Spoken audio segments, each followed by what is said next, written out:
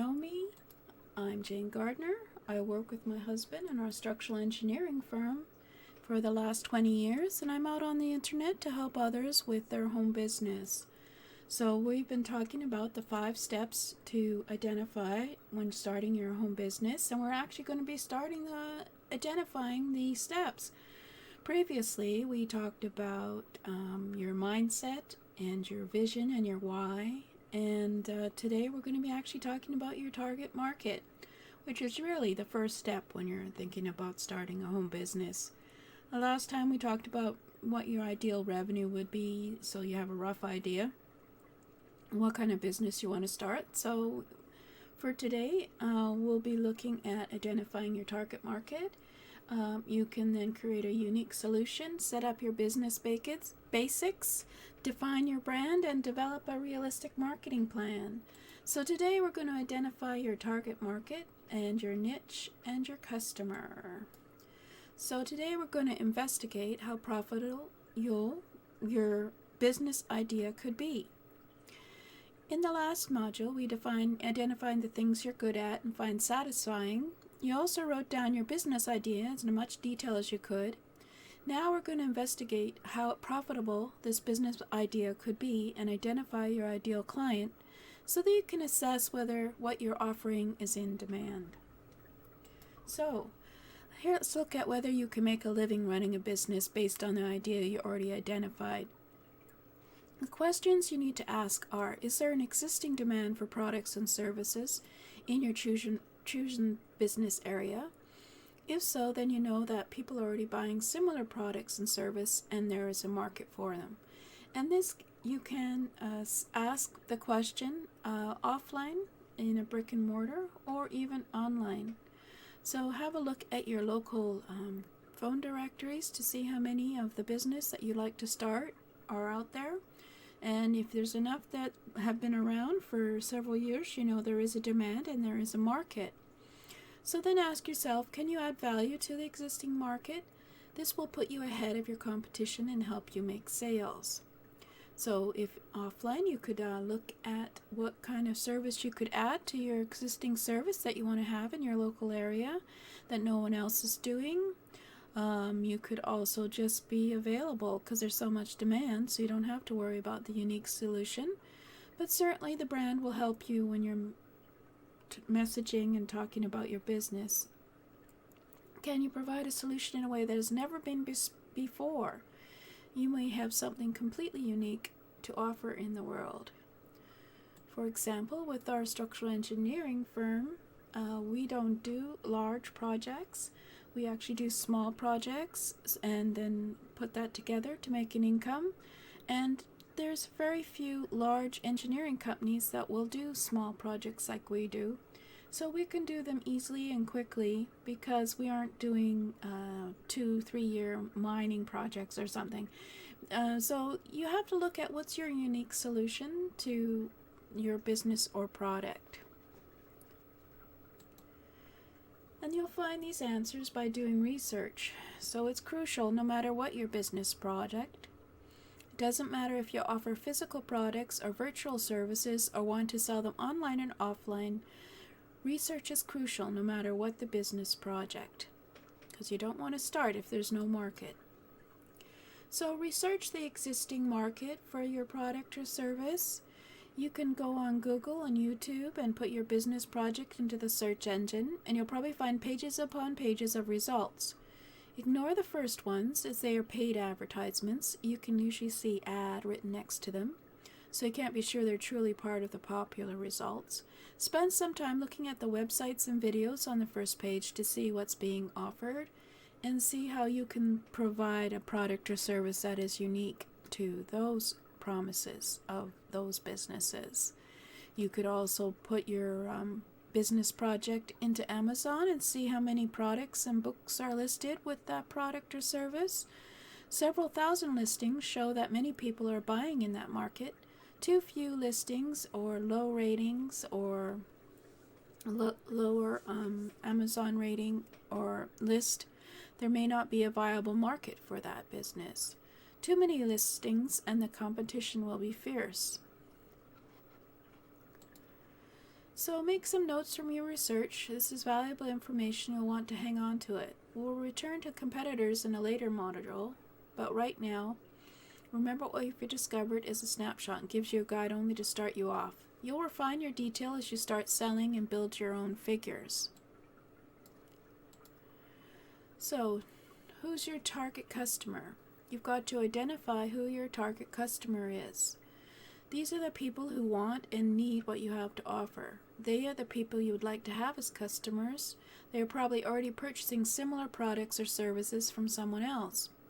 Before you can find and market to them, you need to define this specific audience. Do you have any idea who would be the best fit for your business idea? And don't say everybody, because everybody will probably not need your product or service.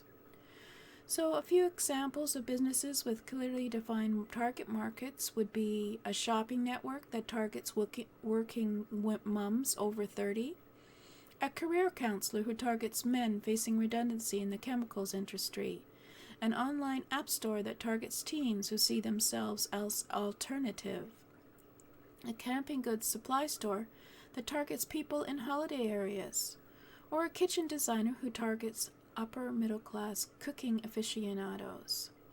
So, is your target market that defined? Let's have a look at how you can define that.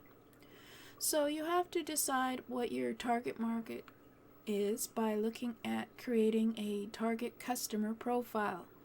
So, you have to do some research for demographics and look at the age, gender, location, family situation, as well as psychographics, such as what books they read, what dreams they have for the future. And demographics help you recognize who your audience is. So to do the demographics, of course, you can always go to government sources in your area and look at what they say is, say, if you're doing a offline business, you could have a look at the demographics of your local area. If you have a lot of young people coming into the area, or if your area is mostly seniors without children, you need to know this in order to target your market. So have a look at what government information you can get online, certainly for research. There's lots of places that do this research all the time. And maybe next time we'll have a look at some of those places. But for now, this is what you have to think about in terms of your target customer. Also research your psychographics. One of the places that you can do this easily, of course, is on Facebook, if that is your target market. What books do they read? What dreams do they have for the future? What tells us about does this tell you about their behavior and their why, as to why they are and the purpose they are having for their life? If you can define your target customer by their psychographics, you can target this market by either creating books that they would like to read, or discussing articles that might be of interest to them, which captures their attention, etc. So, a 50-year-old woman in Miami, Florida, living on a pension is going to be someone different from a 20-year-old living in Seattle trying to get a job. So you really have to define who your customers are. So the major challenges to find all this information is finding out what your customers' major challenges are. You can, these will be the things that worry them, that keep them up at night. It's questions that go around and around in their head, and the problems they regularly face. Once you know this, you can offer solutions to those challenges.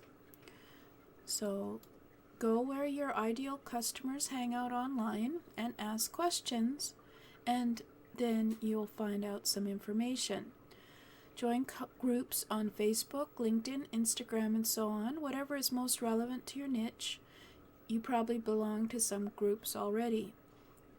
Then ask questions. You can do polls, you can do online surveys. Use SurveyMonkey or Wufoo to create a survey and ask your customers to complete it. Blog questions. If you have a blog, ask questions like what would help you overcome this problem, or what solutions are you looking for?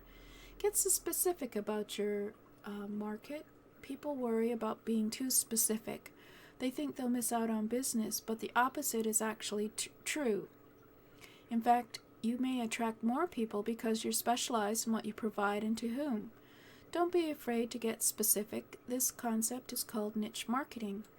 This is a marketing approach for products or services that appeal to a narrowly defined market. It makes sense. After all, if you're in the business of selling retirement plans for the over 50s, you wouldn't want to market to people in your 20s, would you? So have a really good think about all this. See if you need to niche down to a more specific audience. And let's look at an example we came upon and illustrate the approach. The original ideas are rather vague, but through research they can be refined down to more specific. For example, the original business idea was I want to help business owners work more efficiently. Well, what's a specific niche for that? I want to help work-from-home moms save time in their business by introducing planning systems. That would be very specific, wouldn't it? So the original business idea, I want to sell beauty products. Well, the specific niche would be I want to sell cruelty-free makeup to women over 50 who want to take care of their skin. So let's look at the original business idea of I want to introduce healthy cooking into my town. Well, what would be the specific niche? I want to provide vegan street food to students in my neighborhood. Do you get the idea? What we're talking about is narrowing your business focus and getting it to a point where you have a ready market wanting to buy. And then all you have to do is hang out with where that market hangs out as well. Now that you have a clearer idea of your target customer and you've researched the competition, take your business idea and see if you need to niche it down to a more specific audience. Now, of course, this is just an overview of what you need to do. I certainly have courses on how to niche down your customers and how to figure out who is your customer and that kind of thing. You can certainly find out that information in more detail of places to go. But right now, you've got to identify your customer profile. Research your business idea on Google, YouTube, and Amazon. Look at the local phone directories and check your Chamber of Commerce to see how many companies there are who are the same business you'd like to get into, and decide how you can be unique from them. And then revisit your business idea and see if you need to niche it down to a more specific audience. For example, if you have bookkeeping services, maybe you just want to do it on a part-time basis. So you're only looking at part-time income, so maybe you'll be looking at for the small home businesses who want a bookkeeper but can't really afford all the hours of work that a bookkeeper takes, but maybe they'd be willing to have you do it part-time, say at the end of the year, and so you have regular customers coming to you, etc., or that kind of thing. So you have to niche down and figure out who is your specific audience. So we have a membership over at the Business of At-Home Business Community. It's now coming open for the founding members at http://bohbtips.com/members, and you'll go over there and see me, and I'll explain some of the things that are inside that'll help you get started in starting your home business step by step. So thank you for listening. This is Jane Gardner, and until next time, I think maybe, yes, I've done it before where I've looked at some of the places you can research who your customer is, so maybe we'll do that next time rather than going on to the next step, because it's a fairly intense and most important step when starting a home business.